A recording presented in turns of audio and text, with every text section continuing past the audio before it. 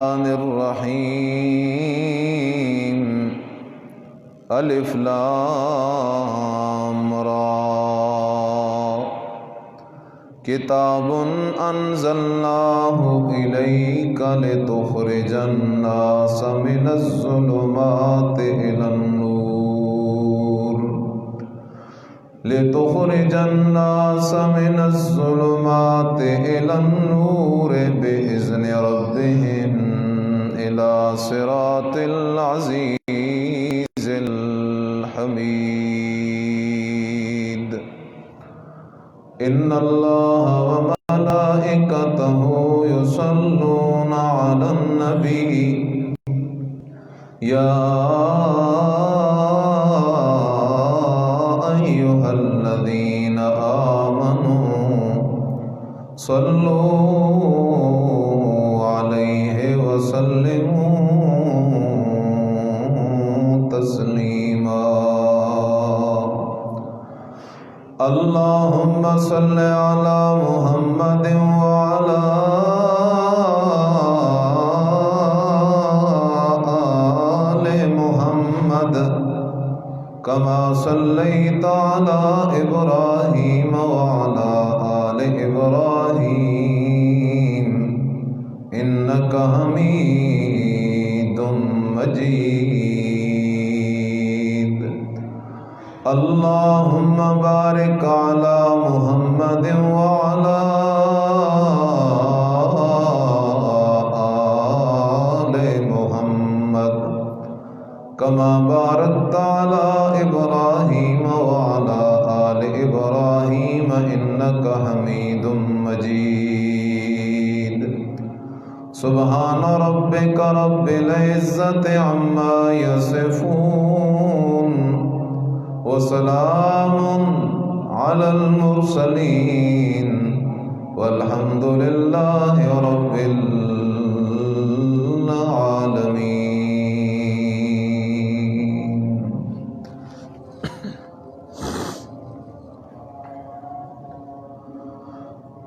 معزز سامعین،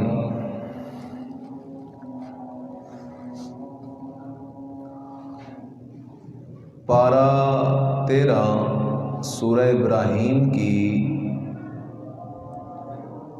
ابتدائی آیات تلاوت کی ہیں۔ دعا ہے کہ الہ العالمین بعض اپنے فضل، احسان اور عطا سے مجھے حق سچ بات کہنے اور طرفین کو آخرت کی صحیح معنوں میں تیاری کی توفیق نصیب فرمائے۔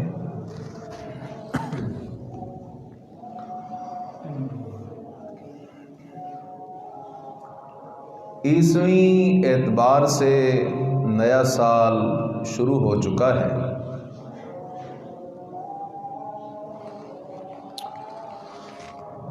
اور اگر مسلمان سنجیدگی سے غور فکر شروع کریں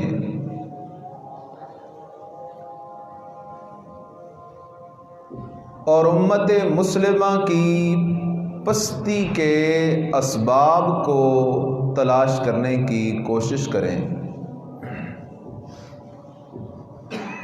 تو بنیادی طور پر امت مسلمہ کی پستی کے 2 اسباب ہیں۔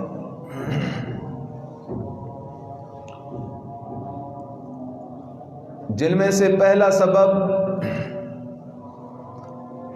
قرآن سے دوری ہے،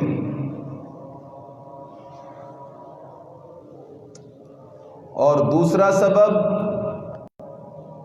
جہاد فی سبیل اللہ سے اعراض اور فرار ہے۔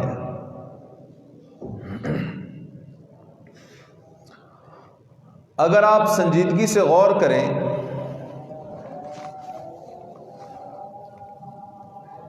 تو پوری دنیا میں مسلمانوں کی تعداد 1/3 سے کچھ زیادہ ہے۔ اکثریت کفار کی ہے،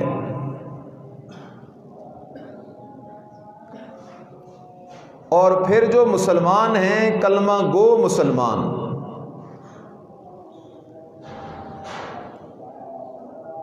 اگر ان میں آپ صحیح العقائد لوگوں کو تلاش کرنا شروع کریں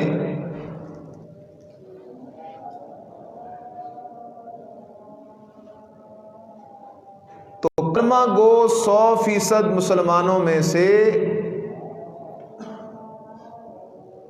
بڑی مشکل سے 5% لوگ ایسے ہوں گے جن کے عقائد درست ہوں گے، بڑی مشکل سے۔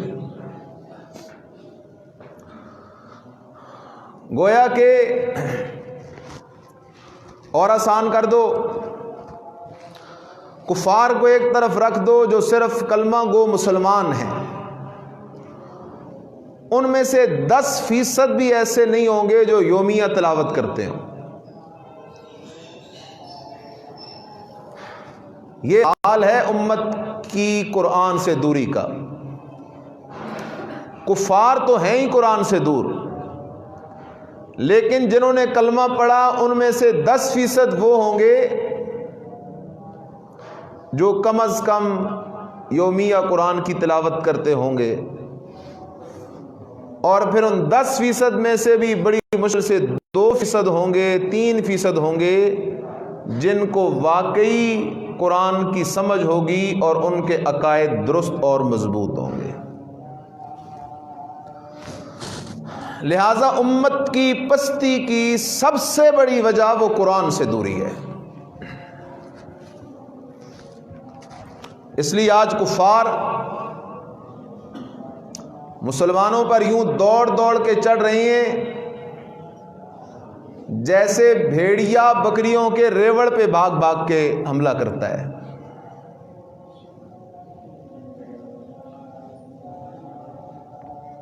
بات فضائل کی حد تک اگر رہے تو ہم بڑے خوش رہتے ہیں، لیکن خیال کرو فضیلت اس کے لیے ہے جس کو حقیقت کا پتہ ہو۔ جب تک عقیدہ ہی ٹھیک نہ ہو تو اس وقت تک کوئی فضیلت نہیں اس بندے کے لیے۔ فضائل کی مثال ہے پھل والی، اور پھل تب لگتا ہے جب درخت ٹھیک ہو، اور اگر درخت ہی بالکل فارغ ہو تو پھر اس پہ پھل نہیں لگا کرتے۔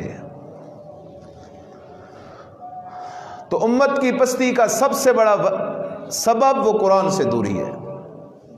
اس لیے آج امت پٹ رہی ہے، معیشت کا بیڑا غرق،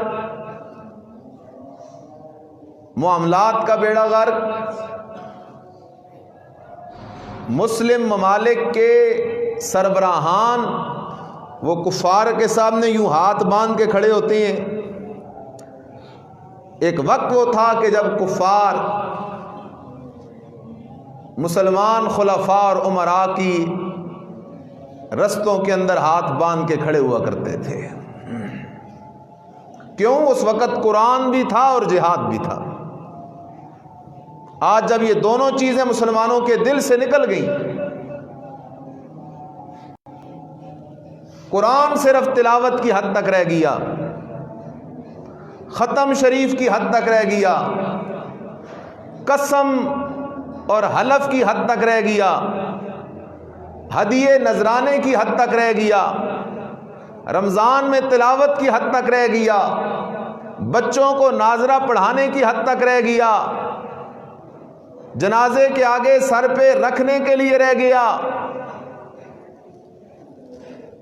حالانکہ قرآن کو اللہ نے ان کاموں کے لیے نازل نہیں کیا تھا۔ اللہ اکبر! اللہ نے کیا انداز اختیار کیا۔ بسم اللہ الرحمن الرحیم،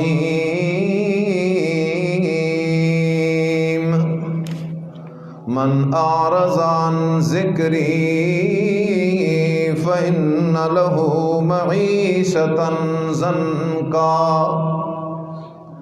سورہ طٰہٰ آیت نمبر 124 ہے۔ اللہ فرماتے ہیں او میرا بندہ، اگر تو ترقی چاہتا ہے، اگر تو غلبہ چاہتا ہے، اگر تو عزت چاہتا ہے، اگر تو کامیابی چاہتا ہے، اگر تو فتح چاہتا ہے، اگر تو کفار کے اوپر غلبہ چاہتا ہے، اگر تو دنیا کی بھی عزت چاہتا ہے، آخرت کی بھی عزت چاہتا ہے، میں اللہ نے دنیا کی عزت بھی رکھی ہے قرآن میں، آخرت کی عزت بھی رکھی ہے قرآن میں، امن بھی رکھا ہے قرآن میں، غلبہ بھی رکھا ہے قرآن میں، معیشت بھی رکھی ہے قرآن میں۔ اے میرا بندہ، اگر تو قرآن سے اعراض کرے گا، قرآن سے منہ موڑے گا، میرے کلام سے منہ موڑے گا کہ میں اللہ تو تجھے سمجھانا چاہ رہا ہوں لیکن تو سمجھنے کے لیے تیار کوئی نہیں، میں اللہ تو تجھے قرآن کی طرف بلا رہا ہوں لیکن تو آنے کے لیے تیار کوئی نہیں۔ دنیا کی کتابوں کے لیے تیرے پاس وقت موجود ہے، انسانوں کی کتابوں کے لیے تیرے پاس وقت موجود ہے، لیکن میری کتاب کو سمجھنے کے لیے تیرے پاس وقت موجود کوئی نہیں۔ میری کتاب کے اندر غور کرنے کے لیے، تدبر کرنے کے لیے، میری قرآن کا معنی مفہوم سمجھنے کے لیے تیرے پاس وقت موجود کوئی نہیں۔ پھر میں اللہ کا اعلان سن، فرمایا من اعرض عن ذکری فَإِنَّ لَهُ مَعِيشَةً ضَنْكَا، فرمایا جو میرے قرآن سے، رحمتوں والے قرآن سے، عزتوں والے قرآن سے، برکتوں والے قرآن سے منہ موڑ لے گا، فَإِنَّ لَهُ مَعِيشَةً ضَنْكَا، میں اللہ اسے دنیا میں بھی رسوا کر دوں گا اور آخرت میں بھی رسوا کر دوں گا۔ اس لیے کہ قرآن عزت والا ہے اور جو قرآن والے ہیں وہ بھی عزت والے ہیں۔ قرآن بھی عزت والا، قرآن والے بھی عزت والے، قرآن بھی عزت والا، قرآن کے عقیدے والے بھی عزت والے، نبی بھی عزت والا، نبی کی سنت بھی عزت ہے اور نبی کی سنت کے چلنے پہ والے بھی عزت والے ہیں۔ اللہ فرماتے ہیں او میرا بندہ جو میرے قرآن سے منہ موڑے گا فَإِنَّ لَهُ معیشتاً ضنکا، میں اللہ دنیا کے اندر بھی اس کا کچومر نکال دوں گا، وہ بالکل ذلیل و رسوا تباہ و برباد ہو جائے گا، آخرت کے اندر بھی اس کا یہ حال ہوگا، برزخ کے اندر بھی میں اللہ اسے سخت سے سخت عذاب سے دوچار کروں گا۔ اے اللہ آخرت کے اندر کیا انجام ہے ذرا اس کی تو تفصیل کر۔ فرمایا وَنَحْشُرُهُ يَوْمَ الْقِيَامَةِ أَعْمَى،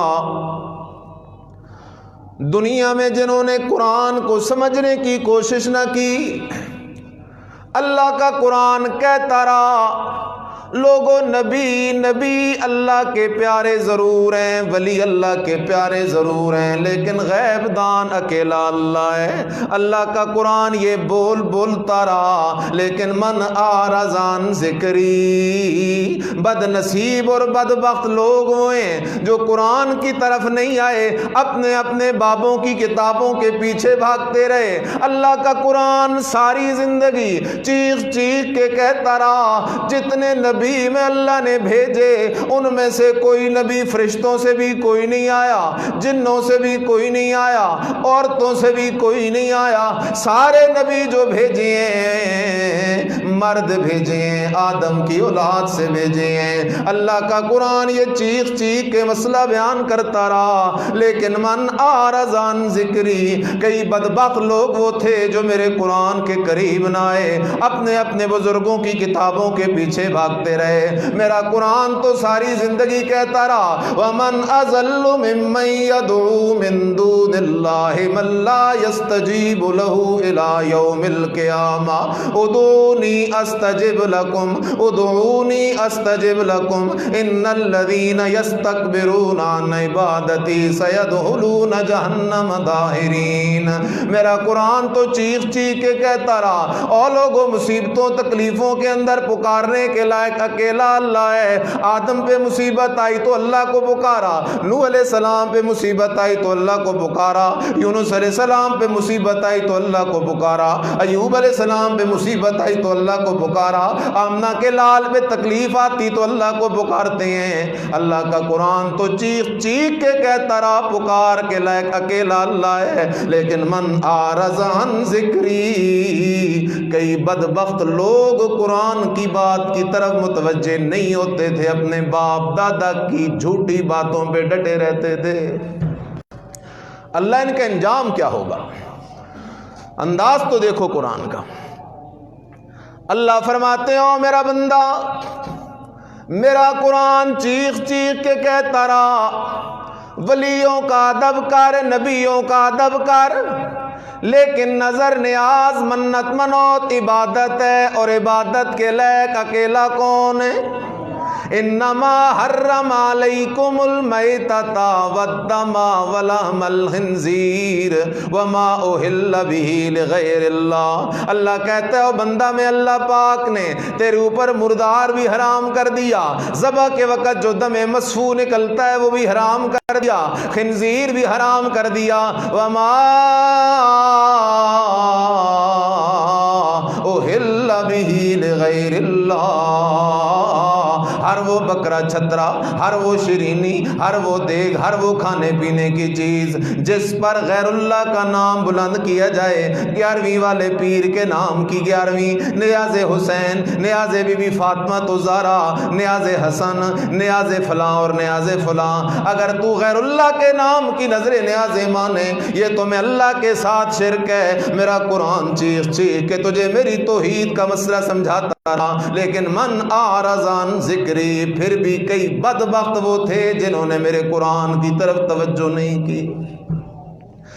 میرا قرآن تو چیخ چیخ کے کہتا تھا او لوگوں شرک کا چور دروازہ، شرک کا مرکزی دروازہ یہ عقیدہ ہے کہ موت کے بعد قبروں والے سنتے ہیں۔ میرا قرآن تو چیخ چیخ کے کہتا رہا انک لا تسمع الموتى فانک لا تسمع الموتى ما انت بمسمع من فی القبور ان تدعوهم لا يسمعوا دعاءکم انما يستجیب الذین يسمعون والموتى یبعثهم اللہ۔ میرا قرآن تو چیخ چیخ کے برسات کی بارش کی طرح برس برس کے کہتا رہا لوگوں جس پہ موت آ جاتی ہے اس کا جہان بدل جاتا ہے، اور جس کا جہان بدل جاتا ہے اس کا اس جہان والوں سے کوئی رابطہ نہیں، اس جہان والوں کا اس جہان والوں سے کوئی رابطہ نہیں، اس جہان والے اس جہان والوں کی نہیں سن سکتے، اس جہان والے اس جہان والوں کی نہیں سن سکتے۔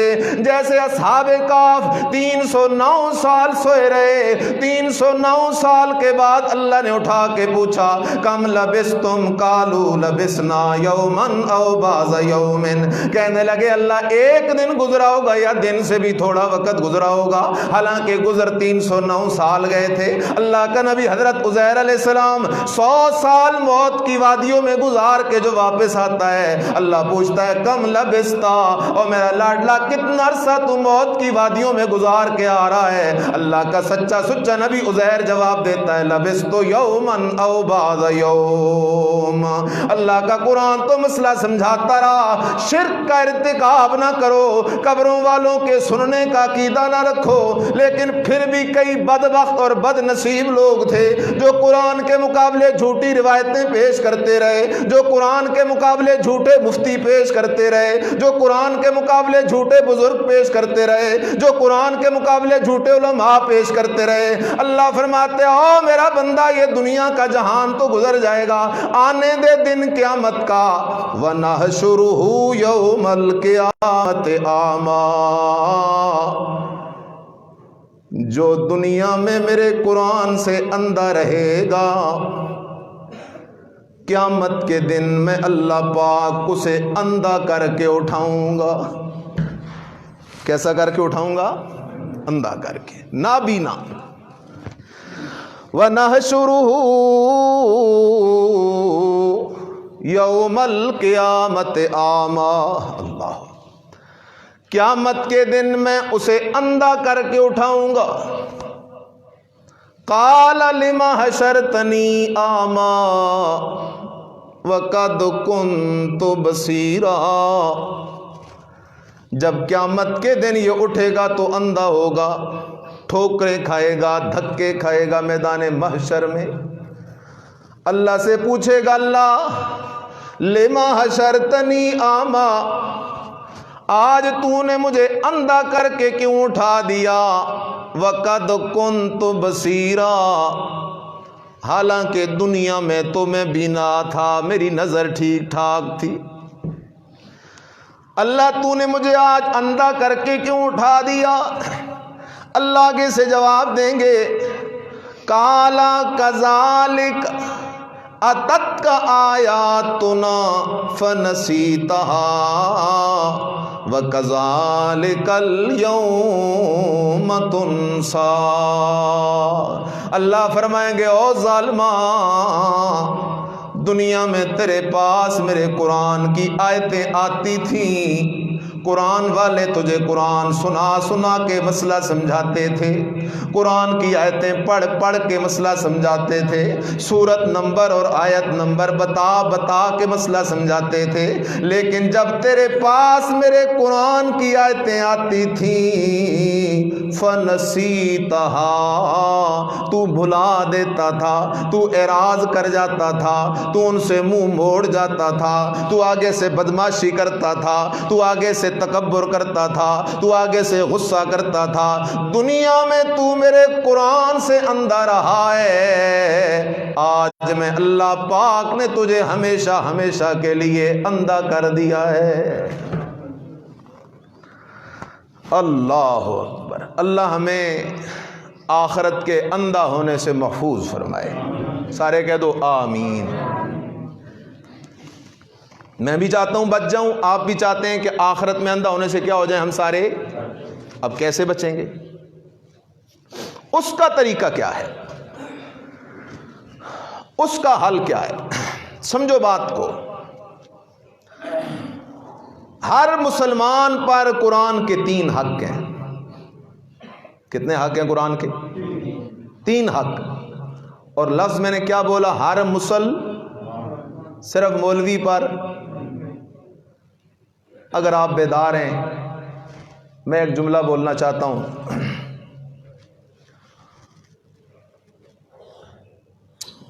آج دنیا کی سب سے مظلوم ترین کتاب قرآن ہے۔ آج قرآن کے ساتھ ایسا معاملہ ہے، مثلا میں کسی کے گاؤں جاتا ہوں ان کا مہمان بن کے، اور اس گاؤں میں 2 بندے ہیں میرے جاننے والے، لیکن وہ دونوں میرے جاننے والے میری میزبانی کرنے کے لیے تیار نہیں ہیں۔ ایک کو فون کرتا ہوں، وہ کہتا ہے میں ذرا مصروف ہوں، آپ اس سے رابطہ کر لیں۔ اس کو فون کرتا ہوں، وہ کہتا ہے میں ذرا مصروف ہوں، آپ اس سے رابطہ کر لیں۔ اور مجھے محسوس ہو جاتا ہے کہ میرے دونوں میزبان میرے آنے پہ خوش بھی نہیں اور میری میزبانی کرنے کے لیے تیار بھی نہیں۔ میرے دونوں میزبان میری مہمان نوازی کرنے کے لیے تیار نہیں ہے، تو میرے دل پہ کیا گزرے گی؟ آپ کے دل پہ کیا ضرور گزرے گی؟ آج قرآن مہمان ہے۔ قرآن کون ہے؟ اور اس مہمان کی میزبانی کے لیے مولوی طبقہ بھی تیار نہیں اور عوام بھی تیار نہیں۔ مولوی طبقہ قرآن کو پھینک رہا ہے عوام کی طرف، کہتا ہے اس پر عمل کرنا تو عوام کا کام ہے، اور عوام اسے پھینک رہی ہے کس کی طرف؟ علماء کی طرف۔ وہ کہتا ہے یہ تو مولویوں کے لیے ہے۔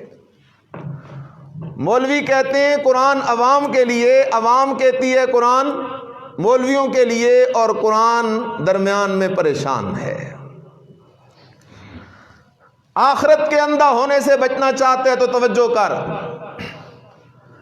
یہ قرآن صرف مولویوں کے لیے نہیں، صرف عربیوں کے لیے نہیں، صرف اجمیوں کے لیے نہیں، صرف پڑھے لکھوں کے لیے نہیں، صرف شہریوں کے لیے نہیں، صرف دیہاتیوں کے لیے نہیں بلکہ ہدی للناس، ساری انسانیت کے لیے اللہ نے اسے ہدایت بنا کے نازل کیا ہے، ساری انسانیت کے لیے۔ اب ساری انسانیت کے لیے ہدایت قرآن ہے، جب ساری انسانیت کے لیے ہدایت قرآن ہے تو جس نے قرآن سے ہدایت لے لی، قرآن کے حقوق ادا کر دیے، قیامت کے دن بینا ہوگا، اور جس نے قرآن کا حق ادا نہ کیا، قیامت کے دن اللہ اسے اندھا کر کے اٹھائے گا۔ اب ہم چاہتے ہیں کہ آخرت میں اندھا ہونے سے ہم بچ جائیں، اس کا طریقہ کیا ہے؟ طریقہ یہ ہے کہ ہر مسلمان پر قرآن کے کتنے حق ہیں؟ 3۔ پہلا حق تلاوت قرآن۔ پہلا حق کون سا ہے؟ تلاوت ہے۔ اب ہم جو ساتھی بیٹھے ہیں، نمازی ساتھی سارے بیٹھے ہیں، لیکن اگر میں آپ ہی سے کہوں کہ جس نے آج تلاوت کی ہاتھ کھڑے کرو، تو میرا خیال ہے چند ایک ہاتھ کھڑے ہوں گے۔ پہلا حق تلاوت قرآن، اور جس گھر میں قرآن کی تلاوت ہو اس گھر پہ ساری دنیا کے جادوگر ٹل لگا لیں، اس گھر کا کوئی بھی بگاڑ نہیں سکتے۔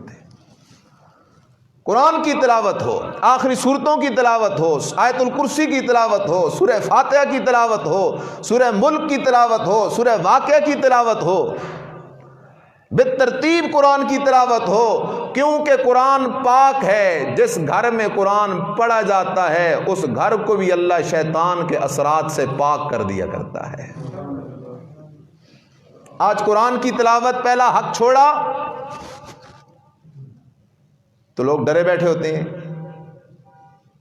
بخار چڑھتا ہے تو کسی نے تعویذ کرا دیا ہوگا، کاروبار رکتا ہے تو کسی نے مجھ پر تعویذ کرا دیا، اور کسی نے جی میری روزی بند کر دی ہے، بندش کا تعویذ کر دیا ہے۔ اور میرا دوست توجہ کر، رزق کے خزانے صرف کس کے پاس ہیں؟ کوئی کسی کی روزی بند نہیں کر سکتا،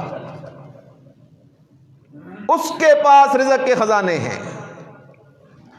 بندش ہو گئی ہے مجھ پر کسی نے جادو کر دیا ہے۔ اور پھر جاتے ہیں بے عملوں کے پاس، لوگ ان کو عامل کہتے ہیں، میں ان کو بے عمل کہتا ہوں، کیونکہ عامل وہ ہوتے ہیں جو لوگوں کو قرآن اور نبی کی سنت کی طرف بلائیں، اور جو ایسے بدبخت ہوں کہ کوئی غریب جاتا ہے تو تجھ پر کالا جادو ہو گیا ہے، تجھ پر سرخ ہو گیا ہے، تجھ پر سفید جادو ہو گیا ہے، تجھ پر سبز جادو ہو گیا ہے،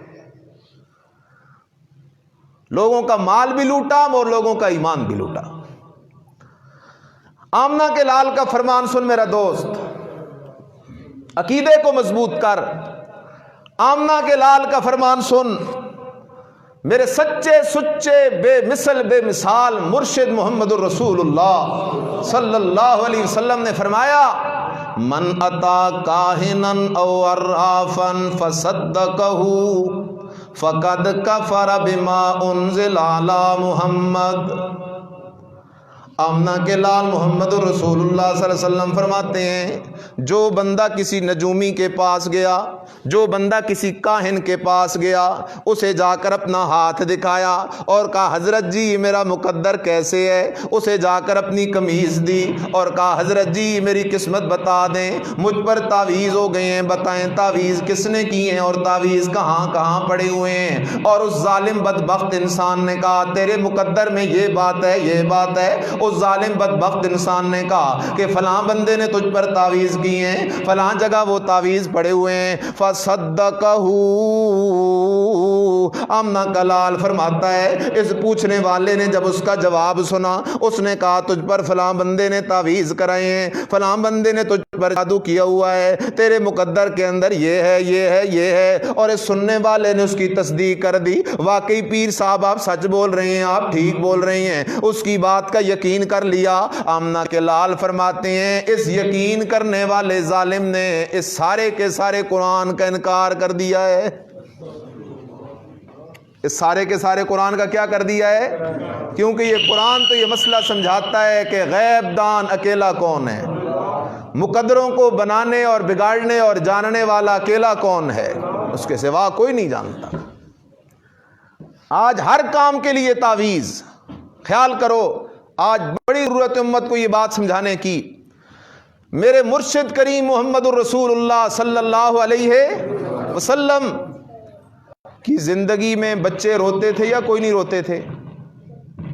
بچے روتے تھے، جانور بھی بیمار ہوتے تھے، لیکن میرے مرشد نے اپنی ساری زندگی میں کسی کو ایک تعویذ بھی لکھ کر نہیں دیا.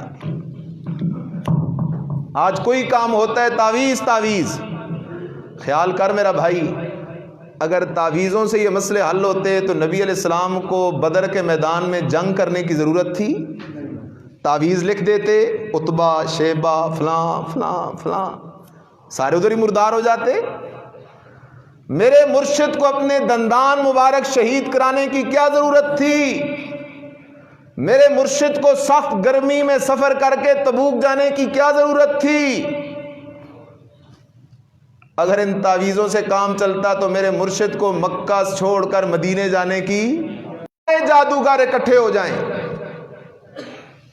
سارے تعویذ لکھنے والے اکٹھے ہو جائیں، خدا کی قسم مجھے اس وقت تک ایک رتی کے برابر تکلیف نہیں دے سکتے جس وقت تک مرضی میرے رب کی نہیں ہوگی. میرے رب کی مرضی پر کوئی بھی غالب نہیں آ سکتا، ہوگا وہ جو میرے رب کی مرضی ہوگی.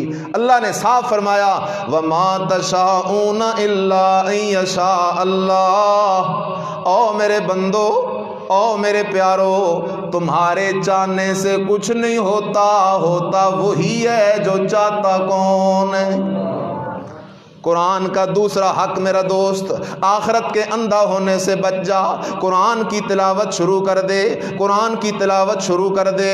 کیا معلوم کس گلی میں زندگی کے شام ہو جائے، اس لیے باقاعدگی سے قرآن کی تلاوت کرنا تیرا کام ہے اور تیری حفاظت کرنا اللہ کا کام ہے. دوسرا حق قرآن کا تدبر فی القرآن. تھوڑی بات کو توجہ سے سمجھو، اس کو اہم بات ہے. یہ آپ میرے پاس تو جو قرآن ہے یہ عربی میں ہے، آپ کے گھروں میں جو قرآن ہے وہ بھی عربی میں ہے یا ہماری اپنی بولی میں ہے؟ عربی میں ہے. اب یہ قرآن عربی میں اور ہم عربی دان نہیں. یہ قرآن اللہ کا خط ہے.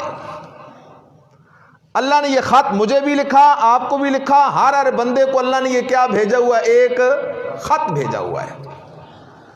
اب سوال ہے کہ اللہ کے اس خط کو سمجھنے کی ضرورت ہے یا نہیں، کہ اللہ نے اس خط میں مجھے کیا کہا ہے، کیا میسج دیا ہے. اللہ کا میسج کیا ہے؟ اگر مجھے کسی دوست عزیز کا خط آ جائے، چلو دوست عزیز چھوڑو، کسی اور حکمران کا خط آ جائے، امریکہ کے صدر کا، چائنا کے صدر کا، جاپان کے صدر کا، اور وہ خط لکھا ہو جاپانی زبان میں، چینی زبان میں، اور جاپانی زبان چینی زبان تو میرے فرشتوں کو بھی نہیں آتی. مجھے وہ خط آ گیا، آپ کو خط آ گیا، رات کا وقت ہے، مغرب کا خط آ گیا، تو کیا کرو گے؟ حقیقت یہ ہے کہ ہم کھانا بھی نہیں کھائیں گے، اسی وقت موبائل اٹھا کے فون کریں گے کہ کوئی نہ کوئی بندہ مل جائے جو اس خط کو ٹرانسلیٹ کر دے کہ آیا امریکی صدر، چائنی صدر اور فلاں فلاں کا کیا میسج ہے، وہ مجھے کیا کہہ رہا ہے. جب دنیا کا ایک انسان وہ اجنبی زبان میں خط لکھے، ہم کھانا چھوڑ دیتے ہیں، پینا چھوڑ دیتے ہیں، مصروفیات چھوڑ دیتے ہیں، اور اس وقت تک چین سے نہیں بیٹھتے جب تک اس خط کی ٹرانسلیشن نہ ہو جائے. تو میرا دوست یہ تو رب کا خط ہے، اس کی ٹرانسلیشن کی تو کب فکر کرے گا، کب اس کو سمجھنے کی کوشش کرے گا؟ اور قرآن آسان کتاب ہے. اللہ نے سورۃ القمر ایک آیت میں 4 دفعہ فرمایا، ایک سورت میں 4 دفعہ فرمایا وَلَقَدْ يَسَّرْنَا الْقُرْآنَ لِلذِّكْرِ فَهَلْ مِن مُدَّكِرٍ وَلَقَدْ يَسَّرْنَا الْقُرْآنَ لِلذِّكْرِ فَهَلْ مِن مُدَّكِرٍ وَلَقَدْ يَسَّرْنَا الْقُرْآنَ لِلذِّكْرِ فَهَلْ مِن مُدَّكِرٍ وَلَقَدْ يَسَّرْنَا الْقُرْآنَ لِلذِّكْرِ فَهَلْ مِن مُدَّكِرٍ۔ اللہ فرماتے ہو میرا بندہ، تجھے کوئی مولوی کہے قرآن مشکل کتاب ہے، اس کے سیکھنے کے لیے 14 علوم کی ضرورت ہے، تو وہ مولوی جھوٹ بولتا ہے، وہ عالم جھوٹ بولتا ہے، وہ دانشور جھوٹ بولتا ہے۔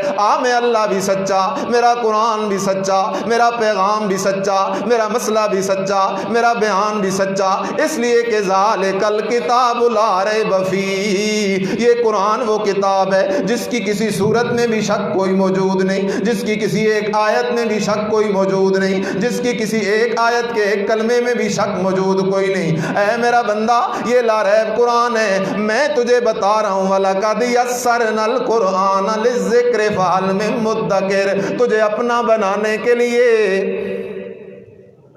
تجھے کس کا بنانے کے لیے؟ اپنا بنانے کے لیے میں نے قرآن کو آسان کر دیا ہے۔ قرآن کے قدموں میں آنا تیرا کام ہے، قرآن کو سمجھنے کی کوشش کرنا تیرا کام ہے، اور تیرے عقیدے کو بالکل کھرا بنا دینا میں اللہ کا کام ہے۔ اب میں ایک مثال دینے لگا ہوں، اگر آپ بیدار ہیں، مثال دینے لگا ہوں۔ جتنے نوجوان بیٹھے ہو تہیہ کر لو، فرقے بازیوں میں نہ پڑو۔ قیامت کے دن ایسے نہیں ہوگا کہ اللہ فرشتے کو کہے اعلان کر کہ دیوبندی سارے جنت میں باقی بار، ایسے نہیں ہوگا، کیونکہ یہ دیوبندی تو صرف ہندوستان میں ہے، عرب میں کوئی بھی دیوبندی کوئی نہیں، یہ تو ہندوستان کی تقسیمات ہیں۔ قیامت کے دن ایسے نہیں ہوگا کہ اعلان ہو کہ بریلوی سارے جنت میں باقی باہر، اہل حدیث سارے جنت میں باقی باہر، اہل تشیع سارے جنت میں باقی باہر۔ نہ میرا دوست، قیامت کے دن یہ اعلان نہیں ہوگا کہ مکے والے سارے جنت میں باقی باہر، مدینے والے سارے جنت میں باقی باہر، حنفی سارے جنت میں باقی باہر، شافی سارے جنت میں باقی باہر، حنبلی سارے جنت میں باقی باہر، مالکی سارے جنت میں باقی باہر۔ نا نا نا نا نا نا، قیامت کے دن اعلان ہوگا کہ جس بندے نے عقیدہ قرآن والا اور عمل آمنہ کے لال کی سنت والا اختیار کیا، جس کا عقیدہ ہے قرآن والا اور قرآن کا عقیدہ ہے لا الہ الا اللہ، لا الہ الا اللہ، لا الہ الا اللہ۔ اللہ قرآن میں بار بار سمجھاتا ہے میرا بندہ، نبی ہیں تو میرے پیارے ہیں، ولی ہیں تو میرے پیارے ہیں، نبی میرے پیارے ضرور ہیں لیکن میرے شریک کوئی نہیں، ولی میرے پیارے ضرور ہیں لیکن میرے شریک کوئی نہیں۔ اللہ تیرے شریک نہ ہونے کا کیا مطلب ہے؟ فرمایا میں ذات میں بھی وحدہ لا شریک ہوں، صفات میں بھی وحدہ لا شریک ہوں، میری ذات جیسی کسی کی ذات کوئی نہیں، میری صفات جیسی کسی کی صفات کوئی نہیں، سینوں کے حال جاننے والا میں اکیلا اللہ ہوں، ہر وقت ہر جگہ موجود میں اکیلا اللہ ہوں، تیری پکاریں سننے والا میں اکیلا اللہ ہوں، تیری مشکلیں آسان کرنے والا میں اکیلا اللہ ہوں، ڈوبتے بیڑوں کو کنارے لگانے والا میں اکیلا اللہ ہوں، زندگی اور موت دینے والا میں اکیلا اللہ ہوں، بارشیں برسا کر سبزے اگانے والا میں اکیلا اللہ ہوں، ہزار قسم کے پھل نے ہر قسم کے پھل میں علیحدہ علیحدہ ذائقے ڈالنے والا میں اکیلا اللہ ہوں، تیرے بدن کے سارے نظام کو چلانے والا میں اکیلا اللہ ہوں، حتیٰ کہ انسان تو انسان ہے، حیوان تو حیوان ہے، حشرات الارض تو حشرات الارض ہیں۔ اے بندہ، دریاؤں کے اندر جتنے جانور موجود ہیں ان سب کی روزی کا بندوبست کرنے والا میں اکیلا اللہ ہوں، فضاؤں میں جتنے پرندے موجود ہیں ان سب کی روزی کا بندوبست کرنے والا میں اکیلا اللہ ہوں۔ اللہ فرماتے ما من دابت فی الارض الا اللہ رزقها، اے بندہ اس زمین میں جتنے بھی حیوان موجود ہیں، جتنے بھی کھانے پینے حیوان موجود ہیں، تجھے تو ایک اپنی روزی کی فکر پڑی ہوئی ہے، تو سود کرتے ہوئے بھی باز نہیں آتا، حرام کرتے ہوئے بھی باز نہیں آتا، بہنوں بیٹیوں کے حق دباتے ہوئے بھی باز نہیں آتا، تجھے ڈر لگا ہوا ہے کہ میں بھوکا نہ مر جاؤں، تجھے روزی کی فکر لگی ہوئی ہے، حالانکہ جنگل میں رہنے والے خنزیر ہیں، دریاؤں میں رہنے والی مچھلیاں ہیں، ہواؤں میں اڑنے والے پرندے ہیں، ان کا بھی یقین ہے کہ ہماری روزی کا بندوبست کرنے والا اکیلا کون ہے؟ اللہ ذات میں بھی وحدہ لا شریک ہے، صفات میں بھی وحدہ لا شریک ہے۔ فرمایا او میرا بندہ غور کر، توجہ کر، اور تو کرنا میرا بندہ، توجہ تو کرنا میرا بندہ، میرے قرآن کے ذرا قریب تو آنا میرا بندہ۔ میرا قرآن تجھے چیخ چیخ کے سمجھاتا ہے نبی اللہ کے پیارے ضرور ہیں، ولی اللہ کے پیارے ضرور ہیں، اور سارے پیاروں میں پیارا، سارے پیاروں میں پیارا، خوبصورتوں میں خوبصورت، حسینوں میں احسن، اور سارے نبیوں کا سرتاج ہے محمد الرسول اللہ صلی اللہ علیہ وسلم۔ دو چیزوں پہ فیصلہ ہوگا، کوئی گارنٹی نہیں۔ اس لیے قرآن کی طرف آ جا میرا دوست، اور ترجمے والا قرآن خرید لے۔ کون سا قرآن خرید لے؟ اور روزانہ ایک رکوع قرآن کا ترجمہ دیکھنا شروع کر۔ اللہ کی قسم دودھ دودھ اور پانی پانی ہو جائے گا۔ لیکن جب تک تو قرآن کی طرف نہیں آئے گا، تجھے کروڑ سال زندگی مل جائے، تجھے جنت والا رستہ نصیب نہیں ہو سکتا، کیونکہ وہ رستہ ہو کے جاتا ہے اللہ کے قرآن سے۔ قرآن کو بائی پاس کر کے کچھ بھی نہیں ملے گا۔ میں ایک مثال دیا کرتا ہوں، جب تم قرآن کے قریب آ جاؤ گے، قرآن کو دیکھو نا، یہ ایک اتفاقی بات ہے، جتنے لوگ بھی لوگ ہیں ہم سب کا ایمان ہے کہ لا ریب کتاب صرف اللہ کا قرآن ہے۔ سب سے پہلا اردو ترجمہ شاہ عبد القادر صاحب رحمہ اللہ کا ہے۔ اردو ترجمہ کوئی بھی خرید لو اور اس کا اردو ترجمہ پڑھنا کیا کر دو، شروع کر دو، انشاءاللہ تم پر حق واضح ہو جائے گا۔ کیسے واضح ہوگا؟ میں مثال دیا کرتا ہوں، ایک ہوتی ہے نا سنائی، اور ایک ہوتی ہے آنکھ سے دیکھی بات۔ ایک ہے عین الیقین، ایک علم الیقین۔ مجھے اللہ نے توفیق دی ہے، آپ میں سے بھی کئی لوگ ایسے خوش نصیب ہیں جن کو اللہ نے توفیق دی ہے، اور اللہ ہم کو بارہا توفیق دے حرمین شریفین کی زیارت کرنے کی۔ اب جتنے لوگ گئے، آج جو نہیں بھی گئے، آج تو جدید دور ہے، سوشل میڈیا اور لائیو دیکھتے رہتے ہو، بیت اللہ کا جو غلاف ہے وہ سفید رنگ کا ہے، ایسی ہے، سفید ہے، سیاہ کالا۔ اب میں نے جب کہا نا سفید ہے، تو تمہیں فوراً پتہ چل گیا کہ بیت اللہ کا غلاف تو سفید نہیں، لیکن اسے سفید کہنا یہ سفید ہے۔ کیوں تمہیں پتہ چلا؟ اس لیے پتہ چلا کہ تم نے آنکھوں سے دیکھا ہوا ہے کہ بیت اللہ کا غلاف سفید نہیں بلکہ کالا ہے۔ اب جب تم نے آنکھوں سے دیکھا تھا، کوئی مولوی اور بڑے سے بڑا عالم بیٹھ کر کہے سفید ہے، تم کہو گے سفید جھوٹ ہے۔ اسی طرح جب تم قرآن کا ترجمہ دیکھ لو گے، جب تم قرآن کا ترجمہ دیکھ لو گے اور تمہارے سامنے کوئی بیٹھ کے کہے گا مردے سنتے ہیں، تم کہو گے سفید جھوٹ ہے۔ سفید کیا ہے؟ جھوٹ ہے، کیونکہ قرآن کہتے ہیں جس پہ موت آ جائے دنیا والے اس کی سنتے۔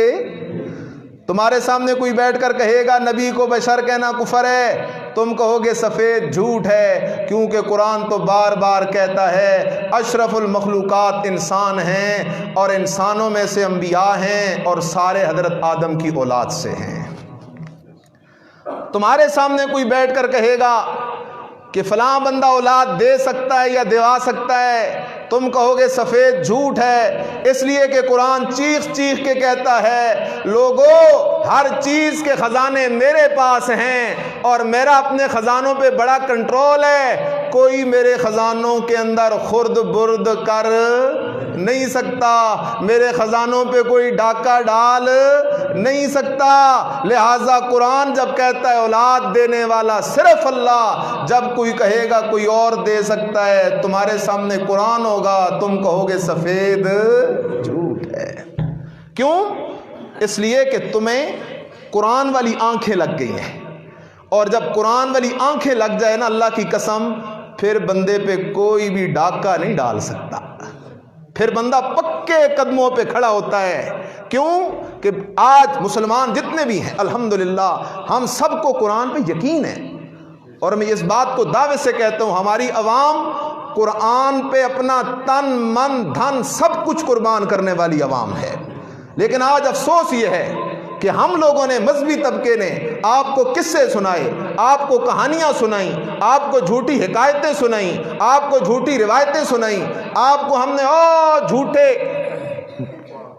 خواب سنائے، لیکن قرآن نہیں سنایا۔ اور جس دن آپ قرآن سننے کی عادت آپ کو ڈل جائے گی اور آپ خود قرآن کا ترجمہ دیکھیں گے نا، تو پھر میں جب یہاں بیٹھ کر کوئی بات کروں گا اور میں جاؤں گا پنڈیوں باہر قرآن کے خلاف بات کروں گا، اللہ کی قسم آپ اسی وقت مجھے پکڑ لیں گے کہ آپ کہیں گے شاہ صاحب ہم نے تو قرآن میں پڑھا ہے آدم علیہ السلام کا اللہ نے واقعہ بیان کیا کہ فَتَلَقَّى آدَمُ مِن رَبِّهِ کلمات، آدم نے اپنے رب سے کچھ کلمے سیکھ لیے تھے، پھر اللہ نے سورہ اعراف میں کہا وہ کلمے تھے ربنا ظلمنا انفسنا وَإِن لَّمْ تَغْفِرْ لَنَا وَتَرْحَمْنَا لَنَكُونَنَّ مِنَ الْخَاسِرِينَ۔ شاہ صاحب وہاں تو یہ کلمے ہیں قرآن میں، اور آپ کہتے ہیں آدم علیہ السلام کی توبہ قبول نہیں ہو رہی تھی تو آدم علیہ السلام نے کہا اللہ تجھے محمد کا وسیلہ ہے۔ جب میں بات کروں گا نا تو آپ کہیں گے شاہ صاحب آپ کچھ کہتے ہیں اور قرآن کچھ کہتا ہے۔ یہ آنکھیں تب لگیں گی جب قرآن کے قریب آؤ گے۔ اس لیے قرآن کا دوسرا حق، یہ بڑا لمبا مضمون ہے، بڑا لمبا مضمون ہے۔ اللہ مجھے اور آپ کو قرآن سمجھتے سمجھتے بیان کرتے کرتے موت نصیب فرما دے۔ خدا کی قسم، خدا کی قسم، قرآن بیان کرنے اور قرآن سننے سے بڑی عبادت اس دنیا میں کوئی بھی نہیں ہے، کیونکہ یہ بادشاہ کا کلام ہے۔ کس کا کلام ہے؟ ایک بات کر دوں، میرے اور آپ کے مرشد آمنہ کے لال صاحب قرآن صاحب معراج محمد رسول اللہ، سارے کہہ دو صلی اللہ ہو، سارے کہہ دو صلی اللہ ہو۔ آمنہ کے لال کی کتنی شان ہے، بے انتہا شان ہے، لیکن قرآن کی شان آمنہ کے لال کی شان سے بھی کیا ہے؟ اس لیے کہ آمنہ کے لال اللہ کی مخلوق ہیں اور قرآن اللہ کی صفت اور کلام ہے۔ آمنہ کا لال بھی مارے کھاتا رہا کس کے لیے؟ اللہ کے قرآن کے لیے۔ آمنہ کے لال کی بیٹیوں کو بھی طلاقیں ہو گئیں کس کے لیے؟ اللہ کے قرآن کے لیے۔ آمنہ کے لال کی بھی ساری برادری دشمن ہو گئی کس کے لیے؟ اللہ کے قرآن کے لیے۔ آمنہ کے لال کو بھی مکرنا پڑ گیا کس کے لیے؟ اللہ کے قرآن کے لیے۔ آمنہ کے لال کو بھی 27 غزوات میں شرکت، جنگیں لڑنی پڑی کس کے لیے؟ اللہ کے قرآن کے لیے۔ آمنہ کے لال نے تن من دھن سب کچھ تو قربان کر دیا، لیکن خدا کی قسم ایک سوتر برابر بھی قرآن کے مسئلے سے پیچھے نہیں آئے۔ یہ ہے آمنہ کا لال اور یہ ہے میرے مرشد کی شان۔ تو قرآن کا دوسرا حق قرآن کا ترجمہ، اس لیے عہد کرو کہ قرآن کا ایک ترجمے والا قرآن خرید کے گھروں میں رکھو اور قرآن کا بالاستیاب ترجمہ دیکھنا شروع کر دو، اور اگر قرآن کا ترجمہ دیکھتے دیکھتے موت آ گئی تو اللہ کی رحمت تمہیں اپنی آغوش میں لے لے گی۔ قرآن کی طرف آؤ۔ اور آخری بات، تیسرا حق قرآن کا ہے عمل بالقرآن، کہ قرآن جو کہے اس پہ ہم نے کیا کرنا ہے؟ عمل کرنا ہے۔ تو یہ تین حق ہیں قرآن کے، تلاوت قرآن، فہم قرآن یعنی قرآن کو سمجھنا ہے ترجمے کے ساتھ، اور تیسرا حق عمل بالقرآن ہے۔ جو بندہ یہ تین کام کرے گا قیامت کے دن جب میدان محشر میں آئے گا تو اس کی نظر اتنی تیز ہوگی کہ جدھر جدھر تک دیکھتا جائے گا سب کچھ نظر آتا جائے گا، اور اپنی آنکھوں سے اللہ کا بھی دیدار کرے گا، آمنہ کے لال کا بھی دیدار کرے گا، نبیوں کا بھی دیدار کرے گا، صحابہ کا بھی دیدار کرے گا، جنت کے حور و غلمان کا بھی دیدار کرے گا۔ لیکن اگر قرآن کو دنیا میں نہ سمجھا، قرآن کے حقوق ادا نہ کیے، اللہ قیامت کے دن اندھا کر کے ہمیشہ ہمیشہ کے لیے جہنم میں ڈال دے گا۔ آخر دعوانا الحمدللہ رب العالمین۔ اللہ اکبر۔